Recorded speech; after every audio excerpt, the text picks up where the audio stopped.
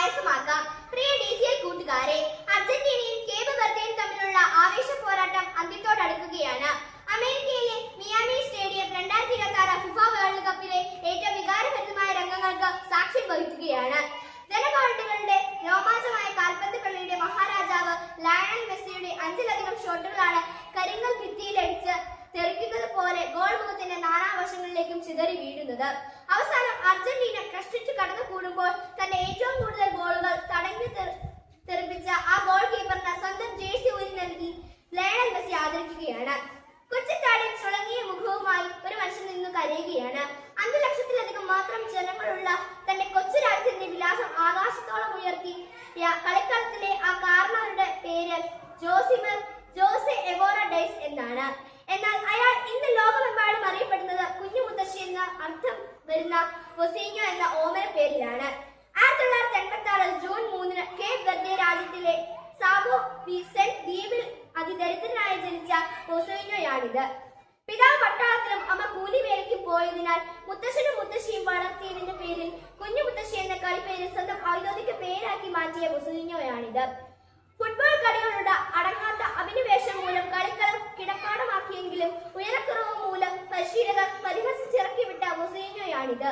കാൽപന്ത് കളിയുടെ വൈഭവം പാദങ്ങളിൽ തുടുത്തുതടുത്തപ്പോഴും ഉപജീവനത്തിനായി ബസ് ഡ്രൈവറായും ഇലക്ട്രീഷ്യനായും കൂലിപ്പണിയെടുത്ത വൊസീഞ്ഞോയാണിത്.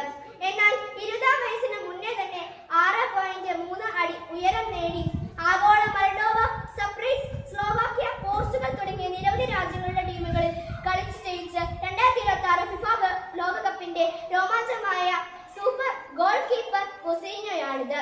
പ്രിയ കൂട്ടുകാരെ, വൊസീഞ്ഞോ എന്ന കാൽപന്ത് കളിക്കാരൻ തന്റെ കൈകൾ കൊണ്ട് തട്ടിയെറിഞ്ഞത് മെസ്സി ഉൾപ്പെടെയുള്ള ലോക താരങ്ങളുടെ ചാട്ടുളിപ്പന്തുകളായിരുന്നു. അല്ലേയല്ല, കളിക്കളത്തിൽ അയാൾ സാമൂതം സശബ്ദം ഗോൾ മുഖത്ത് മിഴിപൂട്ടാതെ നിന്ന നാനാവശകളിൽ നിന്നും പലരും വീശിയടിച്ച പന്തുകൾ കൃത്യമായി തട്ടി മാറ്റിയിട്ടുണ്ട്.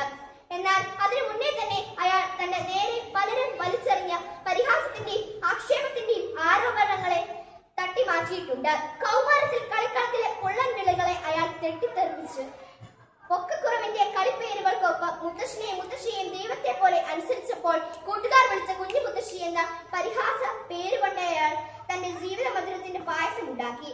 തന്നെ വളർത്താനും പരാജയപ്പെടുത്താനുമായി അരികിലുള്ളവർ വലിച്ചെറിഞ്ഞ ആക്ഷേപങ്ങൾ അയാൾ തന്റെ പ്രതിരോധ ശേഷിയുടെ ആഹാരമാക്കി. കൂട്ടുകാരെ, ജീവിക്കാനും അതിജീവിക്കാനും നിങ്ങൾ പരിശ്രമിക്കുമ്പോൾ നിങ്ങളുടെ പരിസരത്ത് നിന്ന് ഉയർന്ന പരിഹാസങ്ങളെ പായസം പോലെ രുചിച്ചിറക്കാൻ നിങ്ങൾക്ക് കഴിയും. ഗാലറികളിൽ നിന്ന് ഇരുന്ന് കമന്റ് അടിക്കുന്നവർ മെയ്യനങ്ങി കളിക്കുന്നവരല്ല, വെറും കാണികൾ മാത്രമെന്ന് ഓർക്കുക. നിങ്ങൾ വിജയത്തിനായി കളിക്കാൻ നിങ്ങൾ മാത്രമേ ഉള്ളൂ എന്നറിയുക. വിജയാശംസകളോടെ സ്വന്തം